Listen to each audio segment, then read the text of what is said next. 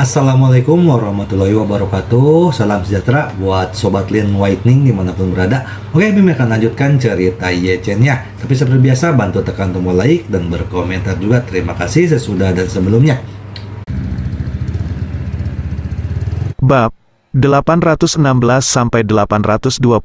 Awalnya, Dong Ruolin hanya merasa bahwa retorika Ye-Chen hampir tidak bisa dilewati. Tetapi selalu ada sesuatu yang membuatnya merasa ada sesuatu yang salah. Namun, ejekan diri Ye-Chen langsung menghapus sedikit keraguan yang tersisa di hati Dong Ruolin. Dia berpikir bahwa ketika dia di sekolah, Ye-Chen dipandang rendah dengan berbagai cara, dan bahkan teman-teman sekelasnya yang juga berasal dari latar belakang yang buruk dapat menggertaknya dengan sembrono. Tapi dia tidak pernah peduli dengan orang lain, apalagi berdebat atau bertengkar dengan orang lain, seolah-olah semuanya tidak ada hubungannya dengan dia. Dengan karakter Ye-Chen, memang mustahil untuk memberitahunya tentang Gu Qiuyi. Apalagi, meski dia mengatakannya, tidak ada yang akan mempercayainya. Memikirkan hal ini, dia merasakan sedikit kekaguman pada Ye-Chen. Saya mengenal keluarga Gu, dan mereka adalah saudara dan saudari dari Nona Gu. Tetapi saya tidak pernah memberitahu siapapun tentang hal itu. Saya lebih suka dipandang rendah setelah memikirkannya memang sangat jarang menggunakan lapisan hubungan ini. Namun, dia masih sedikit khawatir. Karena tadi, dia melihat Ye-Chen dan Gu Qiuyi bertingkah mesra, jadi dia selalu merasa ada sesuatu yang tidak normal di antara mereka berdua. Jadi dia bertanya pada Ye-Chen dengan ragu, "Ye-Chen, apakah Curan tahu tentang hubunganmu dengan Nona Gu?" Ye-Chen tersenyum dan bertanya balik, "Apakah kamu kenal Jiuxuan Wei-san?" "Ya." Dong Ruolin menganggukkan kepalanya. Dia berkata, "Bukankah ini obat perut ajaib yang sangat populer akhir-akhir ini?" "Oh, omong-omong, sepertinya Mas Gu mendukungnya." Ye-Chen bertanya lagi, "Kalau begitu, kamu tahu bahwa Jiuxuan adalah produsen Wei-san, Jiuxuan Pharmaceutical, perusahaan Jinling?" Dong Ruolin terus mengangguk. "Ya, saya tahu." Ye-Chen tersenyum dan berkata, "Beberapa waktu yang lalu ketika Qiuyi pergi ke Jinling untuk syuting iklan, dia makan malam denganku dan Curan. Tetapi karena Qiuyi adalah figur publik, aku tidak memberitahumu tentang itu." Dong Ruolin tiba-tiba menyadari, dan bertanya pada Ye-Chen, "Pada saat itu, Curan tahu bahwa kalian berdua sudah lama saling kenal?" Ye-Chen menggelengkan kepalanya. "Sebenarnya, aku tidak memberitahu Curan tentang kebenaran pada waktu itu, karena Qiuyi akan bekerja pada waktu itu ya. Saya tidak ingin orang lain tahu tentang saya dan Qiuyi, jangan sampai kawat gantung seperti saya menyeret Qiuyi kembali. Jadi saya tidak memberitahu Curan atau siapapun tentang hal itu pada saat itu. Bahkan, jika itu bukan kebetulan hari ini saya tidak akan memberitahu Anda jika Anda bertemu dengan saya."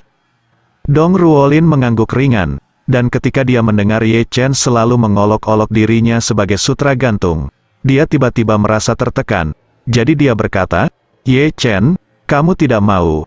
Aku selalu mencela diri sendiri. Tapi kamu sebenarnya sangat kuat, dan menurutku hanya sedikit orang yang bisa dibandingkan denganmu." Kata-kata Dong Ruolin datang dari lubuk hatinya. Dia benar-benar merasa bahwa Ye-Chen sangat tidak biasa. Antara lain, kekuatannya sendiri sama sekali tidak sebanding dengan orang biasa. Ketika Zenan Shuangxia ada di depannya, dia tidak memiliki kemampuan untuk melawan. Menilai dari kekuatan bertarung Ye-Chen yang menakutkan, mereka yang menindasnya di masa lalu sebenarnya bukan lawannya sama sekali, tapi Ye-Chen tidak pernah peduli dengan orang-orang itu.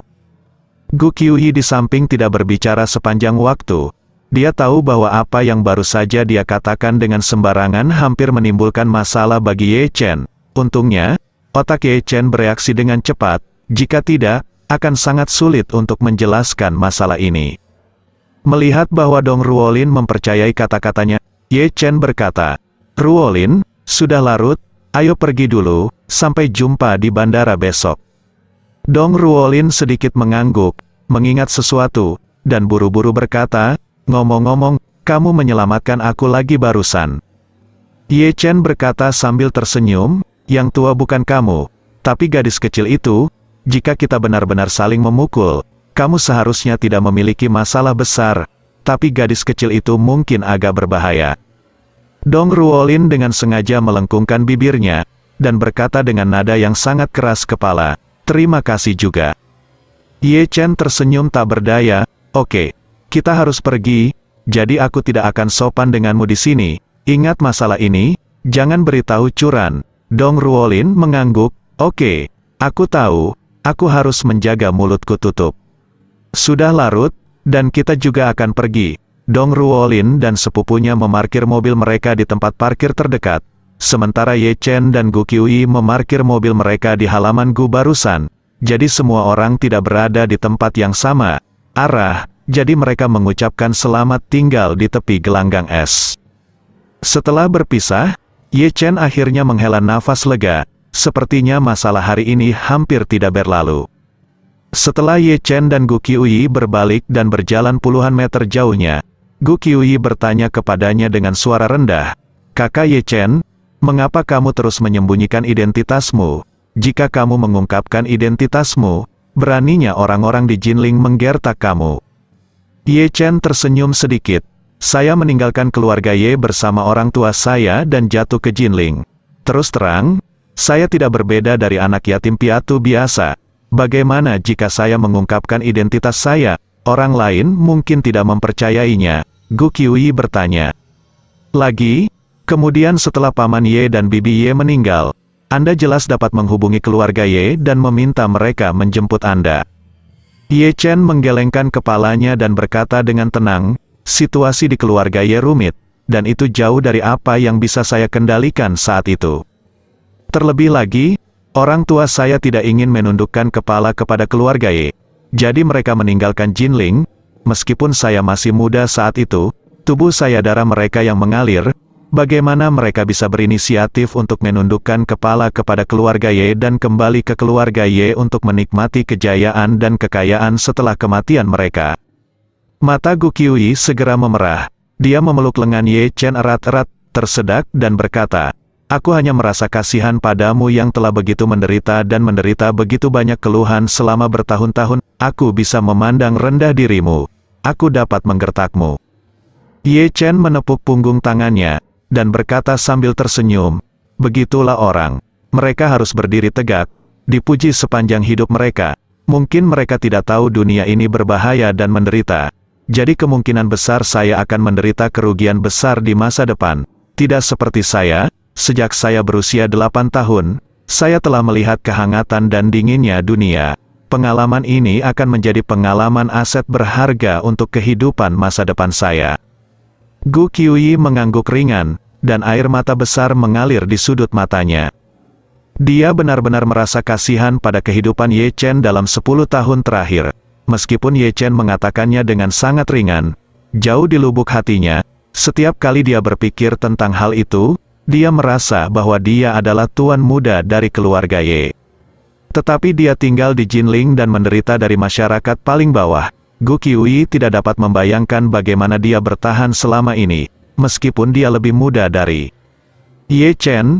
Setiap kali dia memikirkan hal ini, dia berharap untuk dapat menjaga Ye Chen di Yanjing selamanya, tidak melakukan apa-apa sendiri, dan mencoba segala cara untuk memperlakukannya dengan baik di sisinya setiap hari untuk menebus dosa yang telah dideritanya selama ini. Bertahun-tahun pada saat ini, Ye Chen tiba-tiba menghela nafas. "Besok ayo pergi, ayo temui Tang Sihai hari ini." Gu Qiuyi bertanya dengan heran, "Kakak Ye Chen, apakah kamu akan menemui Paman Tang?" Ye Chen mengangguk dan berkata, "Saya masih perlu bertanya langsung kepadanya tentang urusan orang tua saya saat itu." Gu Qiuyi berseru, "Kalau begitu aku akan pergi bersamamu." Ye Chen tidak terlalu mewaspadai Tang Sihai. Ini karena dia dapat menganalisis bahwa Tang Sihai sama sekali tidak bermaksud jahat padanya. Bahkan fakta bahwa dia dapat tumbuh dengan aman di Jinling selama bertahun-tahun adalah berkat perlindungan rahasia Tang Sihai. Karena itu, jika Tang Sihai memiliki pikiran buruk tentang dirinya sendiri, dia tidak akan menunggu sampai sekarang. Ini juga salah satu dari sedikit orang yang benar-benar bisa dipercaya Ye Chen. Jadi dia akan menghubungi Tang Sihai dan memintanya bertemu untuk mempelajari beberapa detail tahun ini. Tang Sihai berada di grup Y saat ini, di ruang pertemuan tingkat tinggi grup Y. semua keturunan keluarga Ye berkumpul di sini untuk berpartisipasi dalam pertemuan keluarga.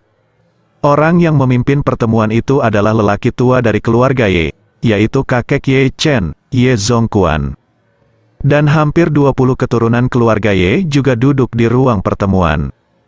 Pada saat ini, lelaki tua itu berkata dengan emosi, "Fotografer tua itu pergi dengan tergesa-gesa kemarin dan langsung pergi ke bandara dari Gunung Yeling.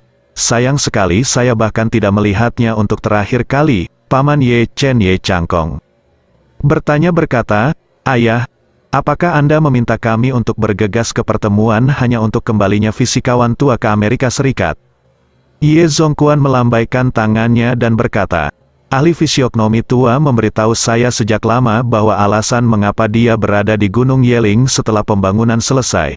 Dia tinggal di Yanjing dan di pedesaan untuk menunggu kesempatan yang menjadi miliknya. Sekarang setelah dia pergi, dia pasti mendapatkan kesempatan yang telah dia tunggu-tunggu selama bertahun-tahun." Semua orang mengangguk, dan ada Ye Chen sepupu dari generasi yang sama bertanya, "Kakek, apakah ada sesuatu yang penting bagimu untuk mengizinkan kami datang ke sini hari ini?" Terakhir kali lelaki tua itu memanggil semua keturunan keluarga Ye untuk rapat adalah ketika dia memutuskan untuk memindahkan kuburan leluhur.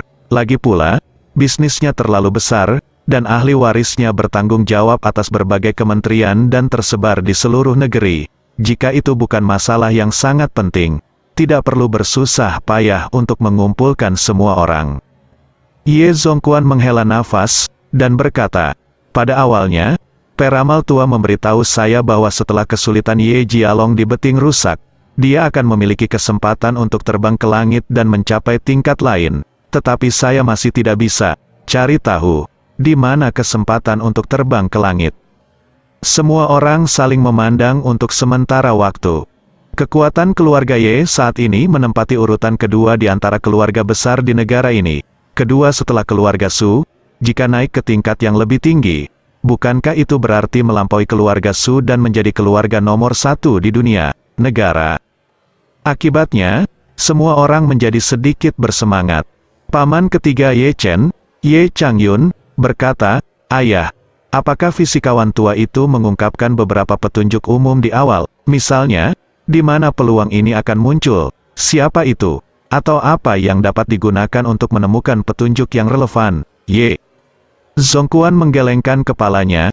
Dia berkata, "Fisikawan tua itu hanya mengatakan bahwa keluarga Ye akan mengantarkan kesempatan yang diberikan dewa. Tetapi dia tidak mengatakan sepatah kata pun tentang apa peluang ini dan di mana menemukannya. Dia hanya mengatakan itu adalah rahasia yang tidak boleh diungkapkan." Ye Changkong mendecakkan bibirnya dan berkata, "Maka ruang lingkupnya terlalu luas, dan kita tidak dapat menangkap petunjuknya bahkan jika kita mencoba menangkapnya." Ye Zongquan berkata, "Jika kita tidak dapat menangkap mereka, kita harus menemukan cara untuk mengambil inisiatif untuk menyerang dan mencari secara komprehensif." Ye Zongquan berkata lagi, "Saya punya dua petunjuk. Saya sudah lama memikirkan sebuah pertanyaan, yaitu, bagaimana bisakah keluarga Ye kita melampaui keluarga Su? Lebih baik dari keluarga Su, semua keturunan keluarga Ye, lihat aku dan kamu, berpikir bahwa masalah ini hampir mustahil Tan. Dibandingkan dengan keluarga Su, keluarga Ye hampir sama. Kekuatan komprehensif keluarga Su mungkin sekitar 20% lebih tinggi dari keluarga Ye. Namun, karena basis properti keluarga-keluarga Su dan keluarga Ye terlalu besar, perbedaan uang 20% juga sangat besar. Jika keluarga Ye ingin melampaui keluarga Su, aset mereka harus meningkat setidaknya ratusan miliar. Keluarga Su lebih kuat dari keluarga Ye, dan secara alami berkembang lebih cepat dari keluarga Ye, sehingga jarak antara keluarga Ye dan keluarga Su sebenarnya perlahan melebar. Sekarang jika Anda ingin melawan tren dan mengejar keluarga Su sepanjang jalan, tidak hanya sesulit mendaki langit, tetapi juga seperti fantasi. Melihat semua orang diam, Ye Zongquan tidak bisa menahan nafas. 20 tahun yang lalu, ketika Chang Ying masih hidup, keluarga Ye hampir melampaui keluarga Su di bawah kepemimpinannya. Saat itu, Chang Ying merumuskan strategi untuk mengendalikan negara. Semua keluarga besar di Yanjing percaya bahwa keluarga Ye pasti akan melampaui keluarga Su dan menjadi yang teratas di negara. Ye Zongquan terdiam sesaat, dan berkata dengan belas kasih di matanya, tapi setelah Chang Ying pergi, kalian benar-benar tidak sebagus satu. Putra tertua Ye Changkong sangat tidak puas ketika mendengar ini, dan berkata, Ayah, tidak ada artinya jika Anda ingin mengatakan itu.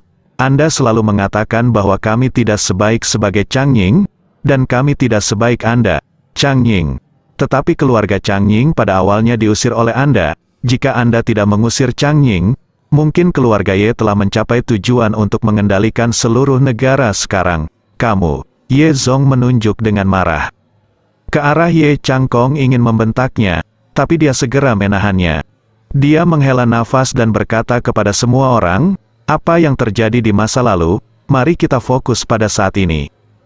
Ye Changkong berkata, saat ini, apakah Anda selalu memiliki cara yang baik untuk memperpendek jarak antara kami dan keluarga Su? Ye Zongquan ragu sejenak, dan berkata, keluarga Su selalu memiliki populasi laki-laki yang berkembang pesat. Tuan Su memiliki 5 putra dan 13 cucu. Tetapi tampaknya hanya ada 2 cucu perempuan, salah satunya adalah 22 tahun dan sudah mencapai usia pernikahan. Yang satu masih di bawah umur, kedua cucu perempuan ini seperti permata di telapak tangan keluarga Su. Jika cucu keluarga Ye bisa menikah dengan cucu keluarga Su, pasti akan sangat membantu keluarga Ye. Bibi tertua Ye Chen, Ye Changmin, berkata, Ayah, cucu dari keluarga Su ada di keluarga Su, dia sangat disukai. Jika kamu ingin menikahinya, setidaknya kamu harus menjadi cucu tertua dari keluarga kita. Cucu dari orang tua Ye adalah Ye Feng, putra dari paman Ye Chen, Ye Changkong. Pada saat ini, Ye Changkong menghela nafas dan berkata, Changmin, Xiao Feng telah bertunangan dengan putri keluarga kerajaan Norwegia tahun lalu, dan pernikahan akan diadakan musim panas ini. Hampir semua Yanjing tahu tentang masalah ini. Tidak ada ruang untuk mediasi.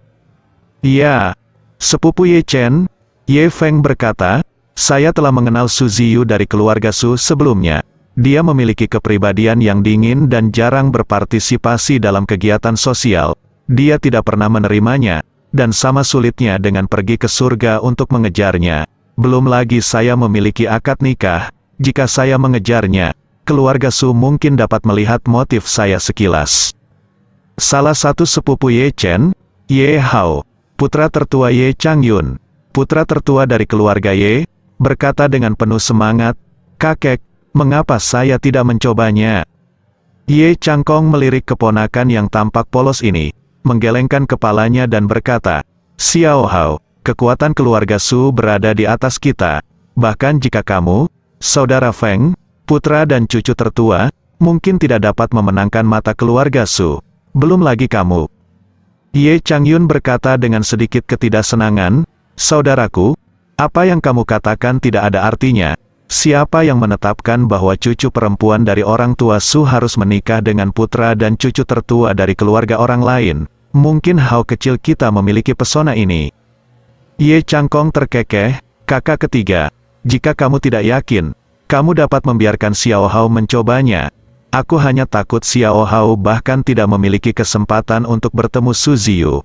Kalau begitu, itu akan konyol. Kakek Ye hanya bisa menghela nafas, dan berkata dengan dingin, Xiao Hao benar-benar tertinggal jauh dalam keinginan untuk menikahi keluarga Su. Saat dia berbicara, dia tiba-tiba teringat sesuatu, matanya berkilat, dia memandang Tang Sihai yang diam selama ini, dan berkata, Sihai, apakah menurutmu jika putra Chang Ying diizinkan menikah dengan keluarga Su, akankah dia setuju? Wu Ye saat Pak Ai Wu mengatakan ini, para penonton tersentak takjub. Putra Chang Ying, bukankah dia berbicara tentang Ye Chen? Nyatanya, sejak Tuan Ye meminta Tang Sihai untuk membeli M Grand Group, pergi ke Jinling untuk memberikannya kepada Ye Chen, dan mengundang Ye Chen kembali ke keluarga, semua orang tahu bahwa Ye Chen masih hidup. Garis bawah properti dan kekuasaan keluarga, untungnya, Ye Chen menolak permintaan Tang Sihai dan tidak kembali ke rumah Ye. Jadi semua orang menghela nafas lega dan secara bertahap mengendurkan kewaspadaan mereka. Namun, bahkan jika Ye Chen tidak kembali, semua orang sangat tidak puas dengan kenyataan bahwa lelaki tua itu melemparkan ratusan miliar dan mengirimnya ke M Grand Group. Aset keluarga Ye melebihi triliunan, tetapi mereka memiliki populasi yang besar. Kakek Ye Chen memiliki 4 putra dan 2 putri. Kecuali anak kedua, Ye Changying, yang meninggal muda tahun itu, ketiga putra lainnya melahirkan 7 cucu laki-laki dan 6 cucu perempuan. Meski kedua putrinya sudah menikah, keduanya memegang posisi penting dalam kerajaan keuangan keluarga Ye. Oleh karena itu, dengan jumlah anak yang begitu banyak, meski dibagikan secara merata, tidak mungkin mencapai level 100 miliar per orang. Oleh karena itu, Ye Chen mendapatkan Emgrand Group sendiri, yang benar-benar membuat banyak anggota keluarga Ye sangat iri. Saat itu, banyak orang juga bersama-sama menentang dan memprotes keras pendekatan eksentrik lelaki tua itu. Tetapi lelaki tua itu menolak semua pendapat dan bersikeras melakukannya dengan alasan bahwa keluarga Ye berutang terlalu banyak kepada keluarga Ye Changying. Meskipun setiap orang 10.000 tidak puas, untungnya, Ye Chen tidak berencana untuk kembali ke Yanjing untuk bersaing dengan mereka untuk mendapatkan lebih banyak properti. Jadi semua orang dengan enggan menerima semuanya. Dari sudut pandang semua orang, sebenarnya cukup baik bagi Ye Chen untuk menjadi raja bawahan di luar seperti ini, setidaknya tidak akan mempengaruhi persaingan mereka untuk posisi patriark keluarga Ye. Namun, lelaki tua itu ingin Ye Chen kembali sekarang, dan dia juga ingin dia menikah dengan keluarga Su. Bukankah ini cara untuk memikat serigala ke dalam rumah untuk mereka? Oleh karena itu, Ye Changkong, putra dari orang tua Ye, berseru, "Ayah, putra Changying telah tinggal di luar selama bertahun-tahun, dia belum mengenyam pendidikan tinggi, juga belum mengalami pelatihan dan pengalaman keluarga, dia benar-benar pria liar, biarkan dia menikah dengan keluarga Su. Bukankah itu akan membuat orang tertawa terbahak-bahak dan, saya ingat, dia sudah bermain di Jinling." Anak, juga buru-buru berkata, "Yang mana dari putra dan cucu keluarga Ye kita?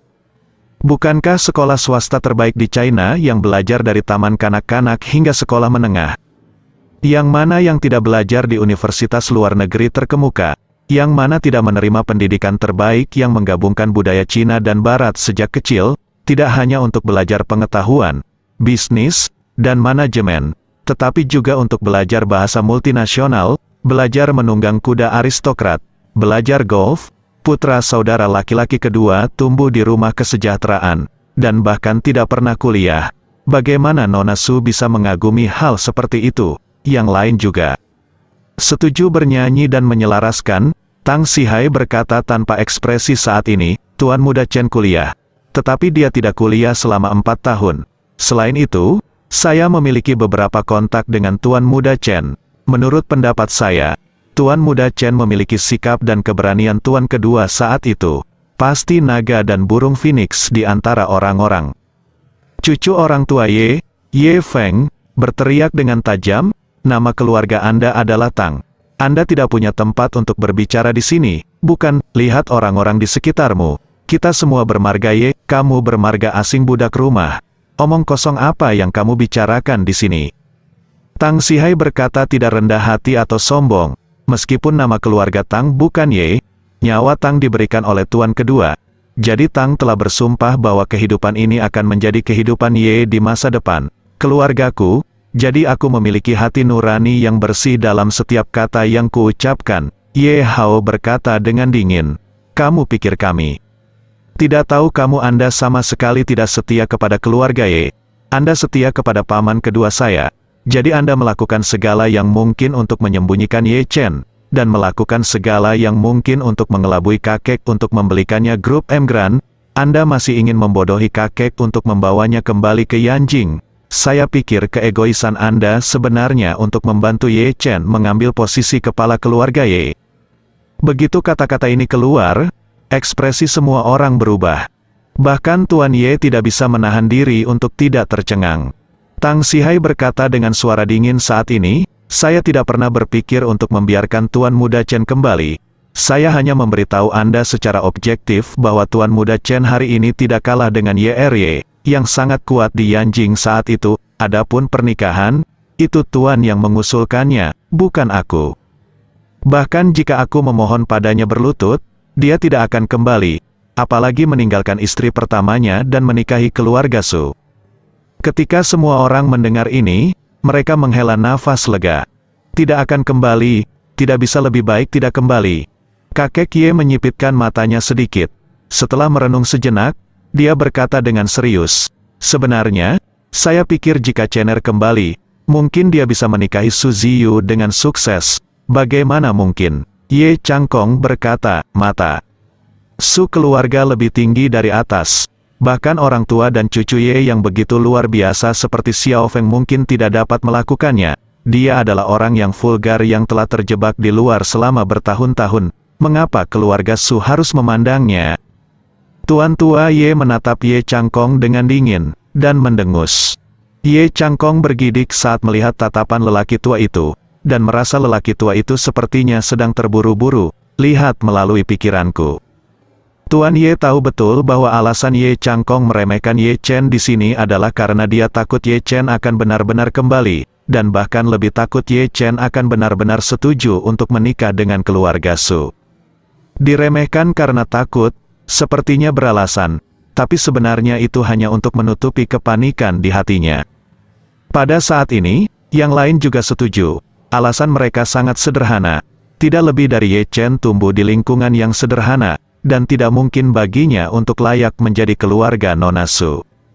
Ye Changyun berkata dengan sinis, "Ayah, meskipun Ye Chen adalah putra kedua kakak laki-lakiku, dia telah menjadi diaosi di mulut anak muda selama bertahun-tahun. Bagaimana diaosi dapat dibandingkan dengan gadis cantik seperti Su Ziyu?" Melihat itu semua orang keberatan. Mereka mengira Tuan Ye mendengus dingin, dan berkata, "Tahukah Anda bahwa saat itu, Ibu Su Ziyu, menantu perempuan tertua dari keluarga Su, mengabdikan dirinya untuk mencari kematian dan kehidupan untuk Chang Ying. Saat itu dia mengejar Chang Ying selama bertahun-tahun. Selama Chang Ying mengangguk, dia akan menjadi menantu perempuan kedua dari keluarga Ye, dan sampai hari ini, dia akan pergi ke kuburan Chang Ying setiap tahun untuk memberi penghormatan. Dapatkah Anda memahami ini jenis cinta rumah?" Singkatnya, penonton gempar. Ye Changkong hanya mengingat peristiwa masa lalu saat ini. Saat itu, Ye Changying adalah eksistensi terkuat di Yanjing. Saya tidak tahu berapa banyak anak perempuan dari keluarga kaya yang bermimpi untuk menikah dengannya, bahkan jika itu adalah kekasihnya.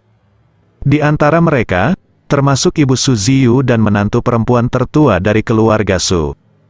Saat itu, banyak pria yang sangat cemburu pada Ye Changying, termasuk dia, kakak tertua. Jika benar seperti yang dikatakan lelaki tua itu, Ibu Su Ziyu mencintai Wu Wu, maka masalah antara Ye Chen dan Su Ziyu sangat mungkin terjadi.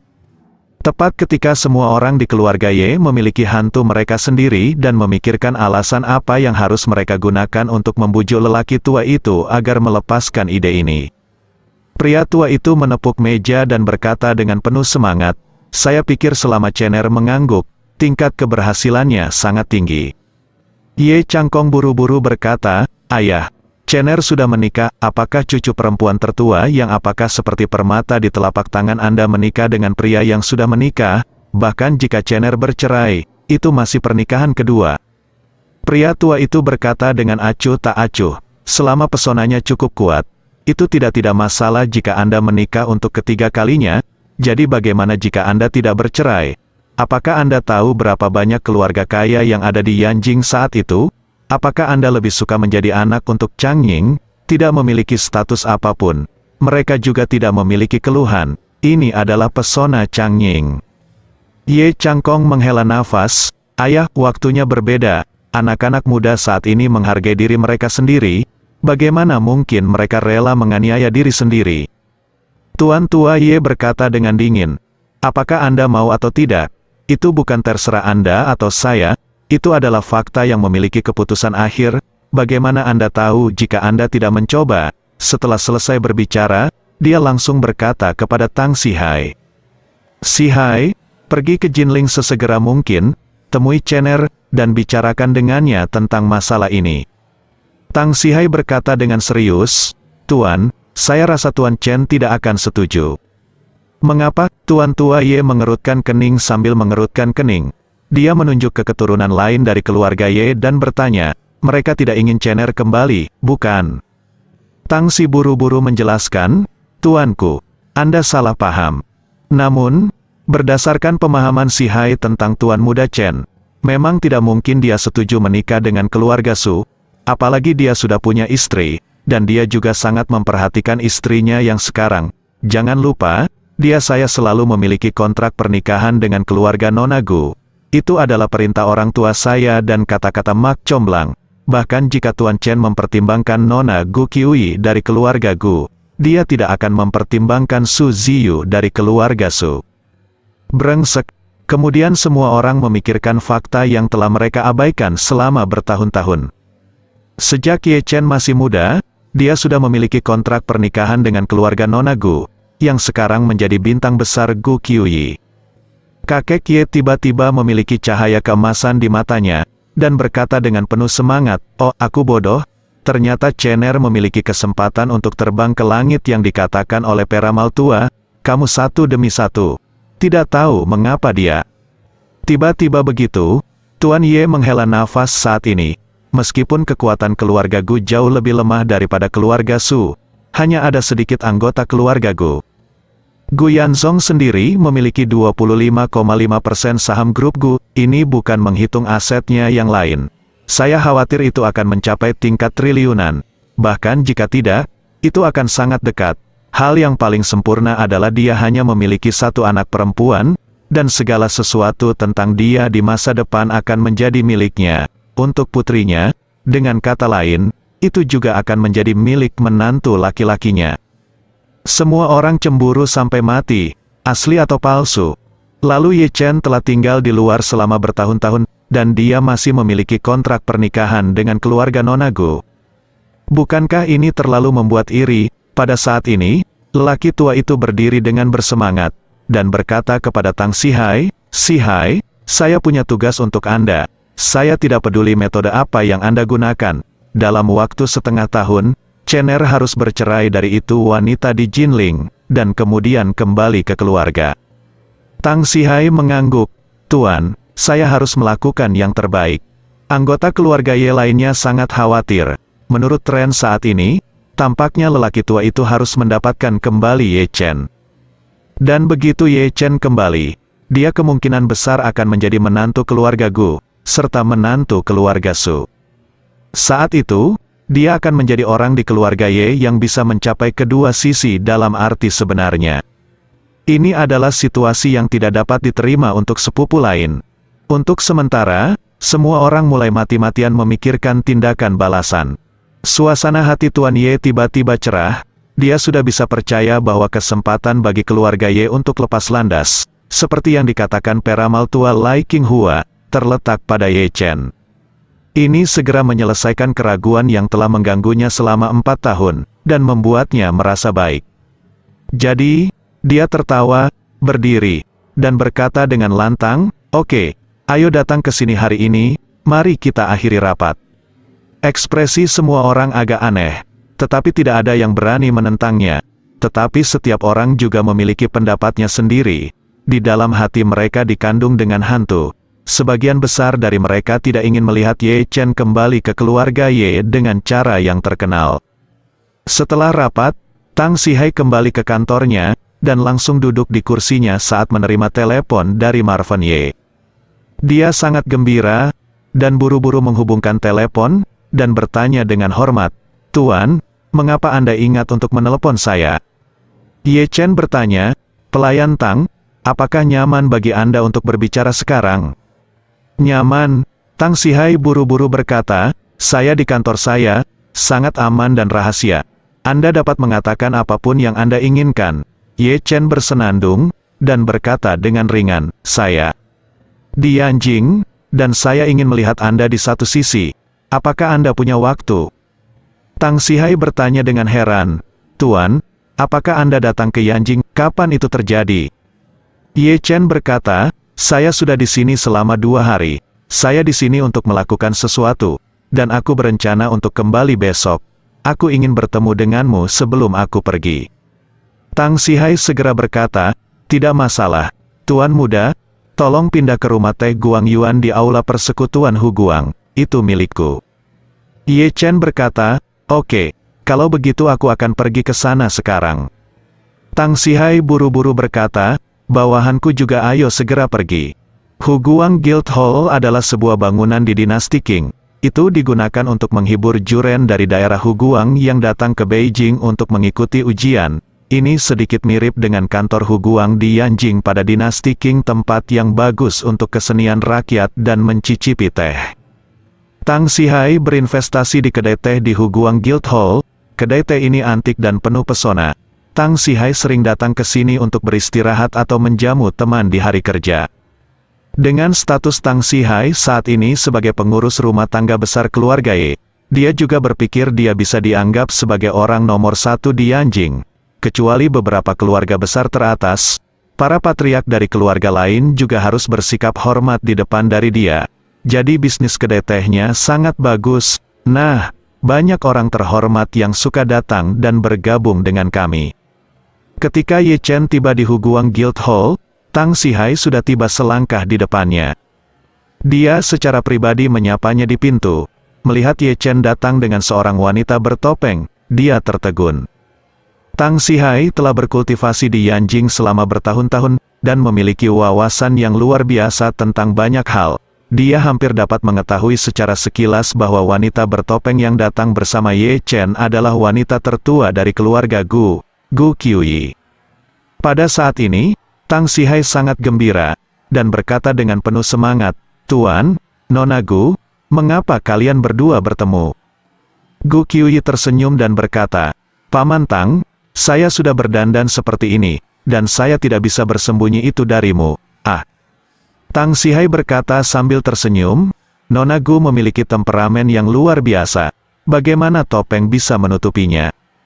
Setelah itu, Tang Sihai buru-buru berkata, "Tuan, Nona Gu, tidak nyaman untuk bicara di sini, tolong bergerak sesukamu. Aku di halaman belakang." Rumah teh Guang Yuan dibagi menjadi halaman depan, halaman tengah dan halaman belakang. Semuanya adalah bangunan kayu antik yang khas, dan ada panggung di dalamnya, di mana orang sering berbicara tentang crosstalk atau bernyanyi Peking opera. Baik halaman depan maupun halaman tengah terbuka untuk dunia luar, dan anggota rumah teh dapat mengkonsumsi di sini. Tetapi halaman belakang tidak terbuka untuk umum. Ini adalah domain pribadi Tang Sihai, dan sangat rahasia. Tang Sihai dengan hormat mengundang Ye Chen dan Gu Qiuyi ke ruang tamu pribadi di halaman belakang. Setelah masuk, Tang Sihai segera membubarkan semua staf layanan, secara pribadi mengundang Ye Chen dan Gu Qiuyi untuk duduk di sofa, dan pada saat yang sama membuat teko teh untuk mereka dengan perangkat teh Jianzhan miliknya yang berharga. Setelah menyerahkan cangkir teh yang harum kepada mereka berdua, Tang Sihai tidak bisa menyembunyikan kegembiraannya dan berkata, "Tuan, saya benar-benar tidak menyangka Anda akan datang ke Yanjing, dan Anda masih bersama Nona Gu." Dalam faktanya, Tang Sihai sudah lama berharap Ye Chen bersedia untuk kembali, dan dia sudah lama berharap Ye Chen bisa bersama dengan Gu Qiuyi. Dia telah berada di Yanjing selama bertahun-tahun, dan dia sangat mengetahui situasi keluarga Ye dan keluarga besar lainnya di Yanjing. Berdasarkan pemahamannya tentang situasi seluruh keluarga Yanjing, dia merasa bahwa pilihan terbaik bagi Ye Chen adalah menceraikan istrinya saat ini. Kota kecil Jinling, datang ke Yanjing, mendapatkan kembali identitasnya sebagai tuan muda kedua dari keluarga Ye, dan menikahi Gu Qiuyi dengan cara yang adil dan jujur. Menurut Tang Sihai, tidak ada seorang pun di dunia ini yang lebih cocok untuk Ye Chen daripada Gu Qiuyi. Keduanya hanyalah pasangan yang dibuat di surga. Ini bukan hanya karena Ye Chen dan Gu Qiuyi memiliki kontrak pernikahan sejak awal, tetapi juga karena Gu Yanzong adalah pria dengan sedikit kebenaran, dan mereka bertiga dalam keluarga menghargai cinta dan kebenaran. Lebih penting lagi, kekuatan keluarga Gu luar biasa, dan hanya ada satu anak perempuan. Jika Ye Chen menikahi Gu Qiuyi, itu sama dengan membawa setengah dari kelompok keluarga Gu di belakangnya. Dengan cara itu, Ye Chen bukan hanya tuan muda kedua dari keluarga Ye, tetapi juga paman dari keluarga Gu, yang tak tertandingi di Yanjing. Jadi, melihat Ye Chen dan Gu Qiuyi bersama sekarang, dia sangat bersemangat. Ye Chen berkata dengan ringan, "Saat ini, saya datang ke Yanjing kali ini terutama untuk melihat paman Gu. Dia tidak sehat beberapa waktu yang lalu, jadi saya datang menemuinya, Tang Sihai terkejut dan berkata tanpa berpikir, "Tuan, ketua Gu tiba-tiba sembuh dari penyakit serius, dan dia terlihat jauh lebih muda di TV. Apakah ini karena Anda membantu di belakang layar?" Tang Sihai selalu memperhatikan Ye Chen, meskipun dia tidak tahu banyak hal, tetapi dia telah mendengar tentang Ye Chen yang dianggap sebagai master di Jinling, dan dia tahu bahwa tuan muda kedua ini memiliki beberapa kemampuan yang tidak dimiliki orang biasa. Menghadapi pertanyaan Tang Sihai, Ye Chen sedikit tersenyum, sedikit mengangguk, dan berkata, "Saya juga mendapat obat yang bagus secara kebetulan, jadi saya datang ke sini untuk mengambilnya untuk Paman Gu. Untungnya, obat yang bagus bekerja dengan baik." Tang Sihai gemetar dan berkata dengan emosi, "Guru, efek obat bagus Anda tidak hanya bagus, itu bisa digambarkan luar biasa. Saya telah hidup selama bertahun-tahun, dan saya belum pernah mendengar obat apapun yang dapat menyembuhkan Anda menderita kanker pankreas stadium lanjut. Jadi bisa dilihat bahwa obatmu yang bagus pasti obat ajaib." Ye Chen mengangguk tanpa komitmen, memandang Tang Sihai dan berkata dengan serius, "Pelayan Tang, aku sudah menyiapkan obat yang bagus ini untukmu juga satu salinan. Jika kamu membutuhkannya di masa depan, saya pasti akan mengirimkannya kepada Anda." Hui Chun dan Ye Chen memilikinya. Jika benar-benar diperlukan, dia dapat mengeluarkannya dan memberikannya kepada Tang Sihai sekarang kapan saja. Tetapi alasan mengapa dia mengatakan menunggu sampai Tang Sihai membutuhkannya adalah karena dia ingin menggunakan Hui Chun Pil untuk meningkatkan keandalan Tang Sihai. Bukannya dia meragukan Tang Sihai, tetapi dia merasa tidak ada salahnya berhati-hati dalam keadaan apapun. Dengan pil peremajaan yang tergantung di Tang Sihai, kesetiaan Tang Sihai padanya pasti akan meningkat. Mendengar ini, ekspresi Tang Sihai menjadi dingin, dan dia segera berterima kasih padanya. "Tuan, dengan kata-katamu, aku akan mati tanpa penyesalan bahkan jika aku naik ke Gunung Pedang atau ke Lautan Api."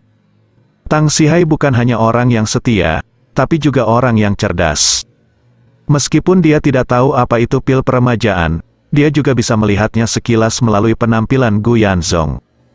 Pertama-tama, obat mujarab yang dikatakan Ye Chen haruslah obat ajaib yang bisa menyembuhkan semua penyakit. Bahkan jika tingkat kematian kanker pankreas stadium lanjut hampir 100%, jika bisa disembuhkan, mungkin tidak ada apa-apa di dunia ini yang tidak bisa disembuhkan olehnya, sakit. Kedua, kondisi keseluruhan Gu Yanzong yang ditayangkan di TV bahkan lebih baik daripada saat dia sehat, yang membuktikan bahwa obat yang baik ini tidak hanya dapat menyembuhkan penyakit, tetapi juga memperpanjang umur. Dengan dua fungsi tersebut, hampir bisa disebut sebagai harta karun di dunia. Tapi sekarang, Ye Chen benar-benar berjanji untuk menyiapkan salinan untuk dirinya sendiri, yang tidak hanya membuatnya bersemangat, tetapi juga membuatnya sangat tersentuh. Ye Chen sedikit mengangguk, dan bertanya pada Tang Sihai, "Pelayan Tang, saya datang menemui Anda kali ini karena saya ingin mengetahui detail orang tua saya yang dipaksa pergi dan dibunuh. Saya ingin tahu apakah Anda memiliki petunjuk lagi, misalnya, dalang di balik layar siapa sebenarnya itu." Tang Sihai ragu sejenak, dan berkata, "Tuan muda, ayahmu rupanya menyinggung keluarga Rothschild yang telah mendominasi Barat selama bertahun-tahun, tetapi sebenarnya itu adalah seluruh Yanjing, keluarga yang kamu sakiti, keluarga."